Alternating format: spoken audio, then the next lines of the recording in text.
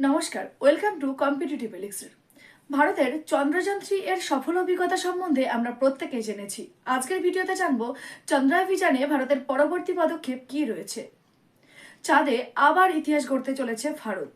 বিশ্বের চতুর্থ দেশ হিসেবে চাঁদ থেকে মাটি এবং পাথর সংগ্রহ করে পৃথিবীতে ফিরবে ভারতের চন্দ্রযান-4। হ্যাঁ, আবার তাক লাগাতে চলেছে ইসরো।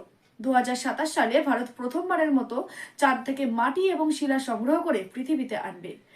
এক ঐতিহাসিক মিশন যার নাম চন্দ্রযান-4। কেন এই মিশন এত গুরুত্বপূর্ণ? কারণ এই প্রথমবার ভারত চাঁদের নমুনা পৃথিবীতে আনবে। চাঁদের গঠন, ইতিহাস এবং ভবিষ্যৎ উপনিবেশ নিয়ে গবেষণায় ঘটবে নতুন বিপ্লব। মাত্র 3টি দেশই এমন কৃতিত্ব অর্জন করেছে: আমেরিকা, রাশিয়া এবং চীন। এবার ভারতের পালা।